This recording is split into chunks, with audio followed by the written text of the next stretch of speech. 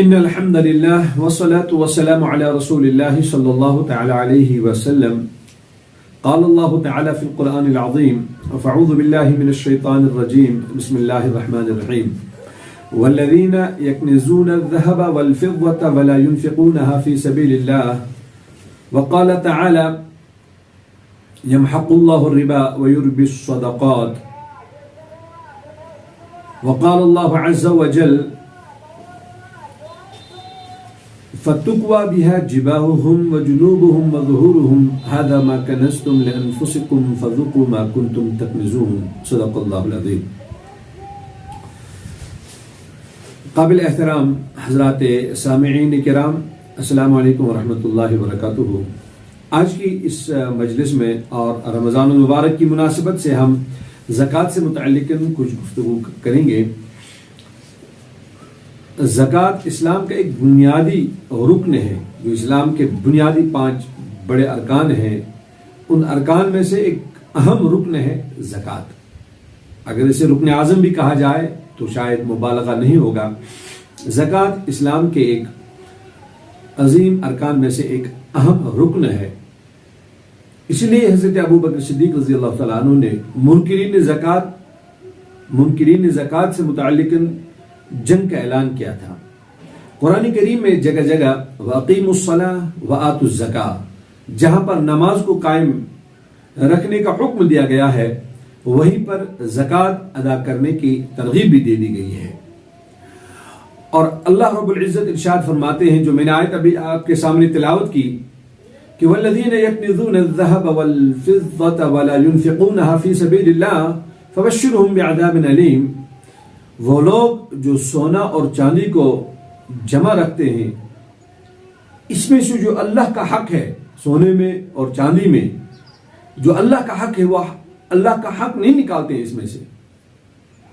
تو اے نبی علیہ الصلوۃ والسلام، آپ ان لوگوں کو عذاب، دردناک عذاب کی بشارت دے دیں. یوم یحمى علیہا فی نار جہنم، اس دن جس دن اس سونا چاندی کو جہنم کی آگ میں تپایا جائے گا، اور ان سونا چاندی کے سے ہی ان لوگوں کے جنوب اور ظہور، انہیں پہلوؤں کو، کروٹ کو، پشت کو، سامنے والے حصے کو ڈھانک دیا جائے گا. اور جب وہ اس تکلیف کو حد سے زیادہ محسوس کریں گے تو انہیں اس وقت کہا جائے گا: هذا ما كنزتم، یہ تو وہی ہے جو آپ لوگوں نے جمع کیا تھا دنیا میں، جس میں سے آپ لوگ خرچ نہیں کیا کرتے تھے. یہ وہی ہے، یہ اسی کا بدلہ تمہیں ہے. هذا ما كنزتم، یہ تو تمہارا خزانہ ہے جو آپ نے جمع کیا تھا دنیا میں. فذوقوا ما كنتم تكنزون، دیکھو اپنے اس خزانے کا کیا مزہ ہے، چکھو اس کا مزہ.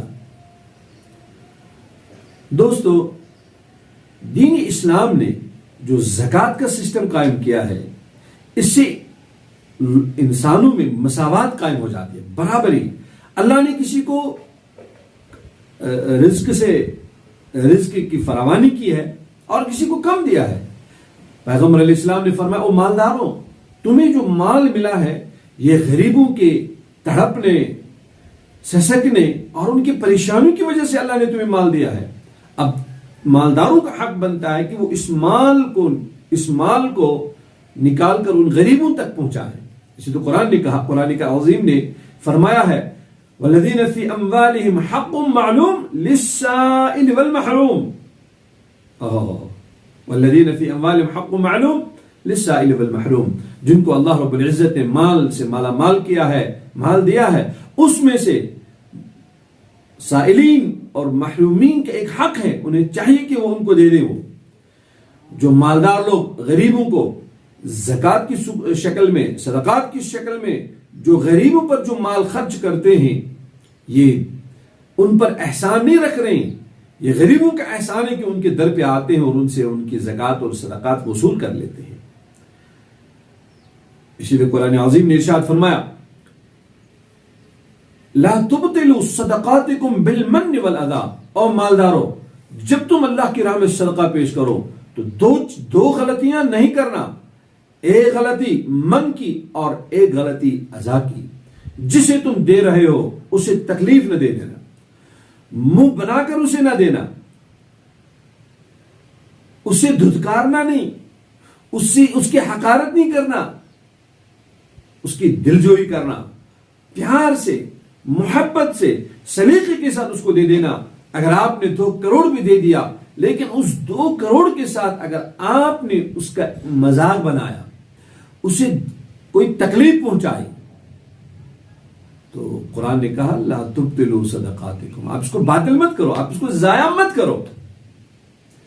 اس لیے دوستو، یہ مالداروں کے مال میں اللہ رب العزت نے غریبوں کا جو حق رکھا ہے، ہمیں چاہیے کہ ہم وہ حق برابر ادا کریں۔ رمضان المبارک میں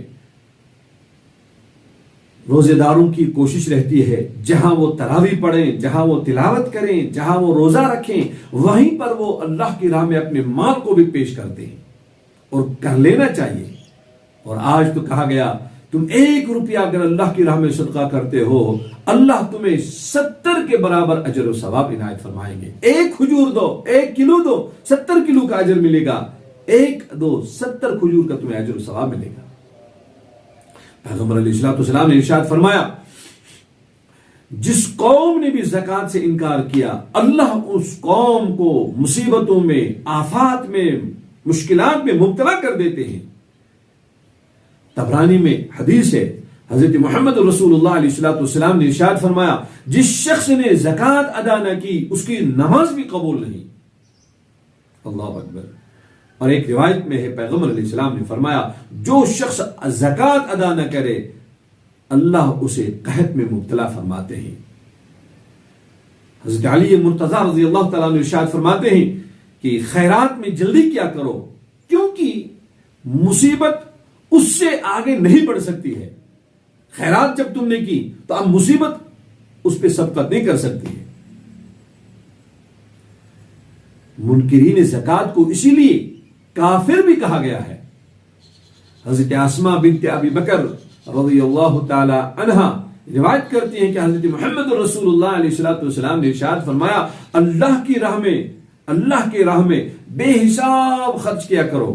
اگر تم اللہ کی راہ میں بے حساب خرچ کیا کرو گے، اللہ بھی تمہیں بے حساب عنایت فرمائیں گے۔ اللہ اکبر من کل کبیرہ۔ جو قوم زکوٰۃ نہیں دیتی، اگر انکار کرتی ہے جو قوم، تو وہ تو ان کے بارے میں تو کفر کا فتویٰ دیا گیا ہے۔ اور جو انکار تو نہیں کرتے لیکن دیتے نہیں زکوٰۃ، جو ان کا حق بنتا ہے، تو انہیں روایات میں منافق بھی کہا گیا ہے۔ ایک اور روایت میں ہے کہ پیغمبر علیہ نبینا علیہ السلام نے ارشاد فرمایا، جس مال سے زکوٰۃ نہ نکالی گئی ہو وہ مال ہلاک اور برباد ہو جاتا ہے۔ ہم دیکھتے ہیں ہمارے یہاں شروع میں، ہمارے بچپن میں جب باغوں کی دوا پاشی ہوتی تھی، 1-2 دواؤں سے الحمدللہ رب العالمین ان ہمارے باغات سے اچھی برآمدات ہمیں وصول ہوا کرتی تھی۔ لیکن آج کے ڈیٹ میں 30 مرتبہ بھی 35 مرتبہ بھی دواؤں کا چھڑکاؤ ہم کرتے ہیں، تب بھی مال ویسا نہیں رہتا ہے۔ جو اللہ کی راہ میں ہم پیش کرتے ہیں اس سے اللہ کا غضب ٹھنڈا ہو جاتا ہے، اور بری موت کو یہ زکوٰۃ اور صدقات دفع کر دیتے ہیں۔ بری موت نہیں مرتا وہ شخص، اور جو شخص زکوٰۃ نہیں دیتا، اللہ کی راہ میں مال پیش نہیں کرتا، دوستو اس کے بارے میں آتا ہے کہ وہ بری موت مرتا ہے۔ قرآن کریم میں نماز کے ساتھ صرف نماز کے ساتھ جہاں پر زکوٰۃ کا حکم دیا گیا، 32 مرتبہ اللہ رب العزت نے نماز کے ساتھ زکوٰۃ کا ذکر کیا ہے۔ حضرت ابو بکر صدیق رضی اللہ تعالیٰ عنہ نے مانعین زکوٰۃ سے اسی لیے جنگ کی تھی دوستوں۔ اس لیے اگر آپ پر زکوٰۃ واجب ہے، آپ حساب کریں، زکوٰۃ کس شخص پر واجب ہوتی ہے؟ جس شخص کے پاس 7.5 تولہ سونا اور 52.5 تولہ چاندی ہو، جسے ہم سونا 87 گرام اور 479 ملی گرام، اگر کسی کے پاس سونا ہو تو وہ صاحب نصاب ہوتا ہے، اور چاندی کے اعتبار سے 52.5 تولہ یعنی 612 گرام اور 35 ملی گرام اگر کسی کے پاس چاندی ہے وہ شخص صاحب نصاب بن جاتا ہے۔ آج کے ڈیٹ میں چاندی کے حساب سے 43,500 43,000 یا 44,000 مان لیجیے 44,000 جس شخص کے پاس سونا ہو، چاندی ہو، مال تجارت ہو یا ان تینوں کا مجموعہ ہو، فقہاء نے لکھا ہے یہ شخص صاحب نصاب بن جاتا ہے۔ اب اگر 25 اپریل کو میں صاحب نصاب بن گیا، میرے پاس اتنی مالیت تھی، اب اگلے 25 اپریل کو، آج 25 اپریل کو میرے پاس اتنی مالیت آ گئی، اور اگلے سال 25 اپریل کو اگر میرے پاس اتنی مالیت یا اس سے زیادہ مالیت تھی، تو اب سال گزر گیا اس مال پر، اس پر زکوٰۃ دینا دوستو واجب ہے، ضروری ہے۔ اب بیچ میں شروع سال میں مثلا ابھی شروع سال میں 43,000 نہیں، مثلا میرے پاس 50,000 روپے یا مال تجارت، سونا چاندی یا کمپنیز کی جو شیئرز ہوتے ہیں، اگر اس کی مالیت میرے پاس 50,000 آ گئی، تو اب تو میں صاحب نصاب شروع ہو گیا ہوں، صاحب نصاب ہو گیا میں، لیکن زکوٰۃ ابھی واجب نہیں۔ زکوٰۃ اگلے سال 25 اپریل کو، اس وقت مجھے دیکھنا ہوگا کہ اس وقت کی مالیت کیا ہے۔ اگر مثلا اس وقت اتنی مالیت تھی تو میں اس کی زکوٰۃ ادا کروں گا، لیکن اگر اس وقت 50,000 سے لے کر اگر اس وقت 25 اپریل کو اگلے سال میرے پاس 2.5 لاکھ 6 لاکھ 10 لاکھ تھی، مال جمع ہو گیا تھا، تو میں پورے مال کی زکوٰۃ دوں گا۔ اب اگر بیچ میں 25 اپریل کے بعد اگست کے مہینے میں یہ اسے بھی ڈاؤن ہو گیا تھا، اس کا اعتبار نہیں ہوگا۔ اس کا بڑا دھیان رکھنا پڑے گا دوستو، کہ جب آپ صاحب نصاب بن گئے، اس ڈیٹ سے لے کر اگلے سال کے ڈیٹ تک آپ نے دیکھنا ہوگا کہ اگلے سال کے ڈیٹ تک آپ کے پاس کیا مال ہے۔ اگر اس وقت آپ بھی اس وقت بھی صاحب نصاب تھے، اگلے سال یعنی میں نے طے کیا تھا ابھی 25 اپریل اور اگلا سال بھی 25 اپریل، اگر اس وقت آپ صاحب نصاب تھے تو آپ پر زکوٰۃ واجب ہے۔ کیوں؟ اس مالیت کی اس پر ایک پورا سال گزر گیا، بیچ میں اگر اس کا یہ ریشو ڈاؤن ہو گیا تو اس کا اعتبار نہیں ہوگا، صرف سال کا شروع اور اخیر ہم نے دیکھنا ہوگا۔ اس لیے دوستو، جو ہماری خواتین ہیں ان کے پاس اکثر و بیشتر مہر کی رقم، سونا چاندی تو بہت کم ہوا کرتی ہے آج کل، لیکن سونا ان کے پاس ہوا کرتا ہے، تو اگر اس کی مالیت 44,000 بنتی ہے تو دوستو پھر ان خواتین پر زکوٰۃ واجب ہے، اور وہ انہی خواتین پر ہی زکوٰۃ واجب ہے۔ ایسا نہیں کہ ان کا شوہر دے گا۔ اگر شوہر انکار کرتا ہے کہ میں تو زکوٰۃ آپ کی طرف سے نہیں دوں گا، تو خواتین کو اپنی طرف سے زکوٰۃ دینی ہوگی۔ اب اگر ان کے پاس پیسہ نہیں ہے تو وہ اسی سونا چاندی کو خرچ کر کے اسی کو اللہ کی راہ میں بطور زکوٰۃ وہ پیش کیا کریں گے۔ زکوٰۃ واجب ہونے کی کچھ شرائط ہیں، ان میں سے مثلا ایک شرط ہے مسلمان کا ہونا۔ غیر مسلم پر اس کے کروڑوں اربوں خربوں کی دولت اس کے پاس موجود ہو، جس شکل میں بھی ہو، بہرحال اس پہ زکوٰۃ واجب نہیں۔ زکوٰۃ کے لیے مسلمان کا ہونا شرط ہے۔ دوسری شرط ہے بالغ ہونا۔ نابالغ کے پاس بھی اگر کروڑوں کی مالیت ہو، چاہے سونا چاندی کی صورت میں ہو یا پھر مال تجارت کی صورت میں ہو یا کسی اور صورت میں ہو جس پر زکوٰۃ واجب ہوا کرتی ہے، تو نابالغ پر بھی زکوٰۃ واجب نہیں ہوگی۔ اسی طرح عقل مند ہونا ضروری ہے۔ اگر کوئی پاگل ہوگا، مجنون ہوگا، چاہے وہ کتنی ہی مالیت کا مالک ہو، اس پر بھی زکوٰۃ واجب نہیں۔ اسی طرح آزاد ہونا، اگر غلام ہوگا اس پر زکوٰۃ واجب نہیں۔ سال کا گزر جانا یعنی ابھی ہم 50,000 25 اپریل کو ہمارے پاس 50,000 یا 1.5 لاکھ روپے آ گیا، اگلے سال 25 اپریل کو ہم نے دیکھنا ہوگا اگر ہمیں 44,000 سے زیادہ مال ہمارے پاس موجود ہے، چاہے مال تجارت ہو، سونا چاندی ہو یا کمپنیز کے شیئرز ہوں یا بہت سارے اسکیمیں ہوتی ہیں، کارڈز ہوتے ہیں، اگر وہ ہوں جن کی مالیت اتنی ہو یا اس سے زیادہ ہو، تو سال گزر گیا، اس پر آپ کو زکوٰۃ دینی ہوگی۔ اور بیچ میں اگر اس کا ریشو ڈاؤن ہو گیا یعنی کم ہو گیا تو اس کا اعتبار نہیں ہوگا، سال کے شروع اور اخیر میں آپ نے دیکھنا ہوگا۔ اسی طرح قرض سے خالی ہونا. مثلا آپ کے پاس 1.5 لاکھ روپے ہیں، چاہے سونا چاندی کی صورت میں ہے، چاہے وہ نقد کیش کی صورت میں ہے یا مال تجارت ہے. 1.5 لاکھ آپ کے پاس ہے، لیکن 1.5 لاکھ میں سے آپ پر 2 لاکھ کا قرض ہے، تو ایسی صورت میں آپ پر زکوٰۃ واجب نہیں. آپ سارے قرض کو مال تجارت سے الگ کریں گے. مال تجارت ہو یا پھر مکان کا قرض ہو اور کسی چیز کا قرض ہو، جتنا قرض آپ پہ بنتا ہے اس سب کو آپ جمع کریں گے. مثلا اگر آپ کے پاس 8 لاکھ روپے ہیں جس کی آپ نے زکوٰۃ دینی ہے، 4 لاکھ آپ پہ قرض ہے، تو 8 لاکھ میں سے آپ 4 لاکھ کو پہلے الگ کریں گے اور 4 لاکھ روپے کی آپ زکوٰۃ دیں گے. 8 لاکھ کی نہیں دیں گے، چاہے کہ آپ کے پاس 8 لاکھ کی مالیت موجود ہو نقد کی صورت میں یا پھر جنس کی صورت میں. اور ایک شرط یہ بھی ہے کہ جس مال کی آپ نے زکوٰۃ دینی ہے یہ مال کچھ ضرورت سے زائد بھی ہو.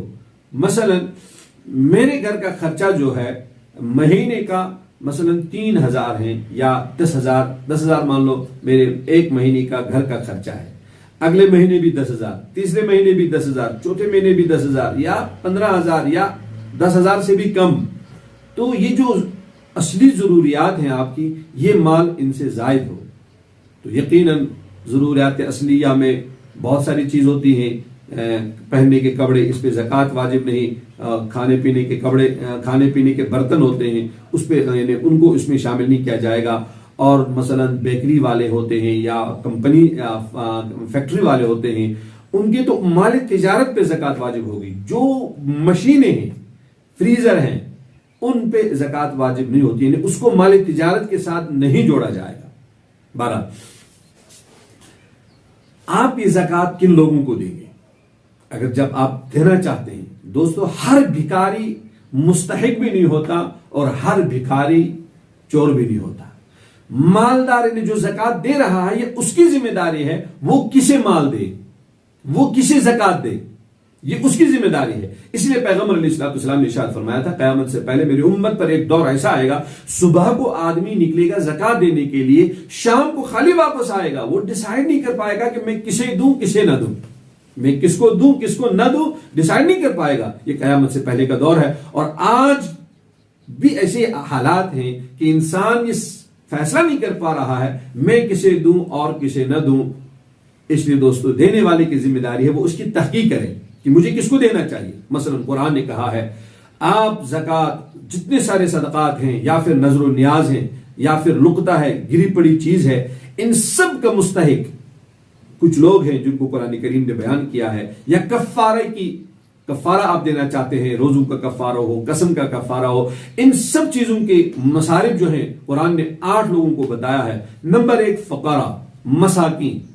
فقراء اور مساکین، جس کے پاس ایک دن کے کھانے کا نظم ہے، دوسرے دن کا بیچارے کے پاس نظم ہے ہی نہیں، جس کے پاس رہنے سہنے کا کوئی انتظام بھی نہیں، کھانے کے لیے کوئی مضبوط انتظام اس کے پاس نہیں، اور دوسرے اعتبار سے وہ ادھر سے صاحب نصاب بھی نہیں. یعنی اگر میں نے ابھی 44,000 کہا تھا، اگر کسی فقیر کے اکاؤنٹ میں 50,000 روپے جمع ہو تو یقیناً وہ صاحب نصاب اس وقت بن گیا. زکوٰۃ اس پر واجب نہیں اس سال گزرنے تک، لیکن آپ نے دیکھنا ہوگا کہ کیا واقعی یہ شخص فقیر ہے، مسکین ہے. اگر ہے آپ اس کو اپنی زکوٰۃ دے دیں اور کفارہ دے دیں، صدقہ فطر دے دیں، عشر دے دیں اور لقطے کی رقم دیں یا نظر و نیاز جو ہم کرتے ہیں، اس کے مستحق بھی یہ فقراء اور مساکین ہیں. یہاں پر میں ایک بات ضرور آپ سے عرض کروں کہ ہمارے یہاں لوگ نیاز کرتے ہیں اور اس نیاز میں کن لوگوں کو بلاتے ہیں؟ سارے صاحب نصاب لوگوں کو بلاتے ہیں. دادا کو بلاتے ہیں، تایا کو بلاتے ہیں، چاچا کو بلاتے ہیں، व्यापारी کو بلاتے ہیں، دکاندار کو بلاتے ہیں، پڑوسی کو بلاتے ہیں، بڑے بڑے آفیسروں کو بلاتے ہیں. نہیں، ہمارے یہاں آج نیاز ہے، آپ بھی تشریف لائیں. دوستو ان لوگوں کے لیے وہ نیاز کا کھانا جائز نہیں ہے. تو فقراء، مساکین، عاملین علیہا، جو زکوٰۃ جن کا کوئی سورس آف انکم نہیں، جن کا ایک ہی کام ہے، وہ لوگوں سے زکوٰۃ کو وصول کرتے ہیں اور پھر بیت المال یا کسی ادارے تک پہنچا دیتے ہیں. چونکہ ان کا کوئی ان کی کوئی مضبوط انکم نہیں، الگ سے کوئی انکم نہیں، کوئی ذریعہ معاش نہیں، تو آپ ان کو بھی یہ زکوٰۃ دے سکتے ہیں. اور غلام اگر کہیں پر ہو اسے آزاد کرانے کے لیے بھی ہم زکوٰۃ کا مال خرچ کر سکتے ہیں. اگر کسی شخص کے پاس حد سے زیادہ قرض ہو گیا، مقروض ہو گیا ہو، مثلا 10 لاکھ 15 لاکھ کسی بیچارے کے پاس قرض ہے، اس قرض کو اتارنے کے لیے، چکانے کے لیے اس کے پاس کوئی اسباب بھی نہیں ہے، تو آپ اس مقروض کو ہیلپ کرنے کے لیے بھی آپ اسے قرض دے سکتے ہیں. اسی طرح اللہ کی راہ میں جو بھی اللہ کی راہ میں باہر نکلا ہو اسے بھی آپ دے سکتے ہیں. مسافر کو دے سکتے ہیں. مثلا کوئی مالدار شخص یہاں سے بمبئی چلا گیا، بمبئی میں اس کو بیچارہ لٹ گیا، سارے پیسے اس کے ختم ہو گئے، اب اس نے بمبئی سے کشمیر واپس آنا ہے، یا کوئی بمبئی والا کشمیر میں ہے تو یہاں سے اس نے واپس بمبئی جانا ہے، اس کے پاس پیسہ نہیں، اس کے پاس زیادہ راہ نہیں، تو اسے بھی آپ زکوٰۃ دے سکتے ہیں. اور ایک ہے مؤلفۃ قلوب. فقہاء نے لکھا ہے، مفسرین نے لکھا ہے کہ مؤلفۃ قلوب جو ہے یہ پیغمبر علیہ السلام شروع میں لوگوں کا دل دین کی طرف مائل کرنے کے لیے انہیں زکوٰۃ دیا کرتے تھے، لیکن یہ حکم قریباً منسوخ ہو چکا ہے، تو ان لوگوں کو آپ زکوٰۃ دے سکتے ہیں. یہاں پر ایک اور بات میں آپ سے عرض کروں، جو دینی ادارے آتے ہیں یہ زکوٰۃ، زیادہ تر یہ دینی ادارے ہی زکوٰۃ وصول کرتے ہیں عوام الناس سے.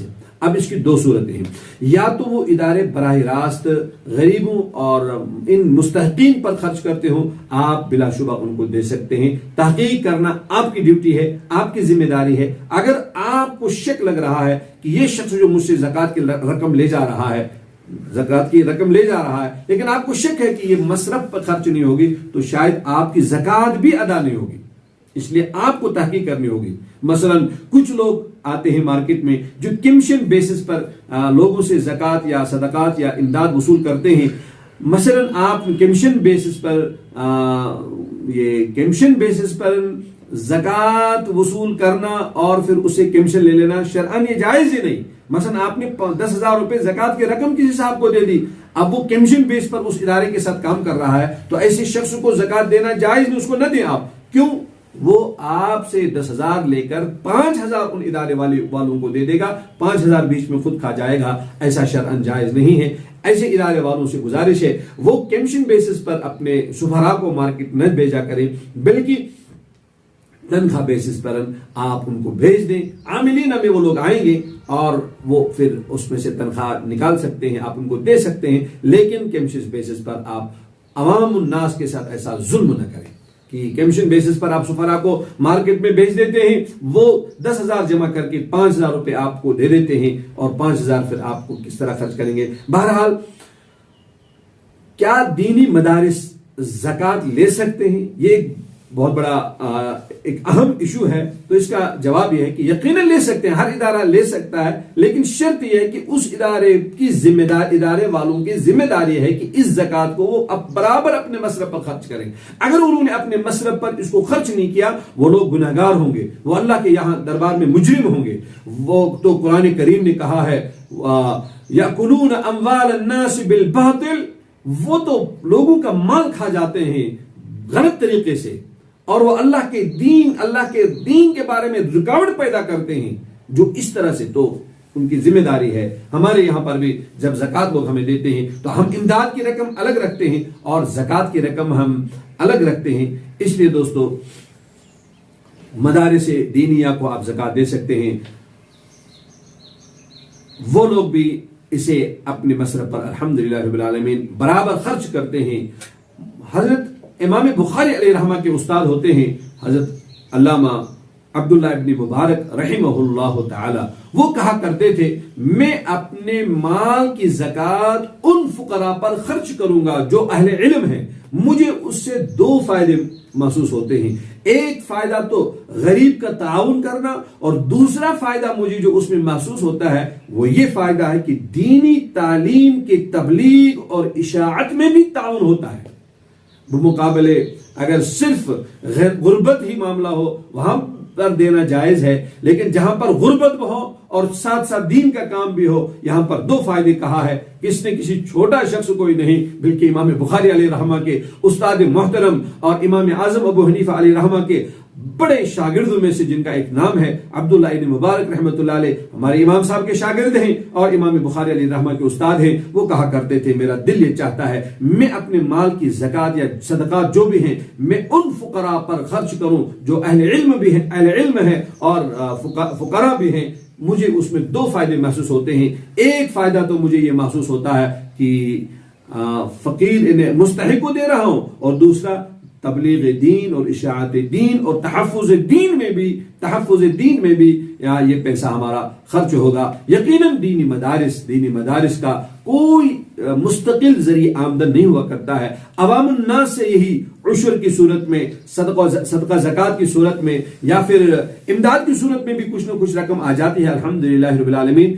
لیکن مطبخ کا یعنی کچن کا اکثر حصہ الحمدللہ رب العالمین اسی صدقہ و زکوٰۃ سے وصول کیا جاتا ہے. اور وہ وفی سبیل اللہ میں بھی آتا ہے جو اس کے مصارف ہے. ان مصارف میں بھی ایک مصرف جو ہے وفی سبیل اللہ، تو وفی سبیل اللہ میں بھی مدارس اسلامیہ آتے ہیں. اللہ رب العزت آپ کے زکوٰۃ کو، صدقات کو، عشر کو اور اس طرح کی امداد کو اللہ رب الرحمن اپنے دربار میں قبول فرمائے. آج کی اس مجلس میں ہم آپ کے بڑے مشکور ہیں اس پوری چینل کے کہ آپ نے ہمیں مدعو کیا ہے اپنے اس پروگرام میں. اللہ رب العزت آپ کو جزائے خیر دے کہ آپ کے اس تعاون سے ہی یہ میسج ہمارا عوام الناس تک پہنچ سکتا ہے. اللہ رب العزت آپ کی اس کوشش کو اور ہمارے یہاں پر ان باتوں کو جو ہم نے کہی ہیں اللہ کے لیے، ان کو اللہ رب العزت اپنے دربار میں قبول فرمائے. وآخر دعوانا ان الحمدللہ رب العالمین. آمین یا رب.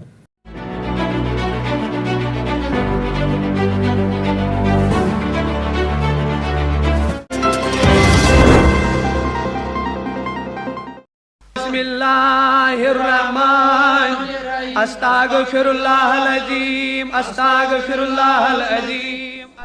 ناظرین، اوراد فاتحہ دیکھنا نہ بھولیے ہر روز صبح 6:30 بجے اور شام 7:30 بجے KDN اسلامک چینل پر. اللہم انت السلام و منک السلام.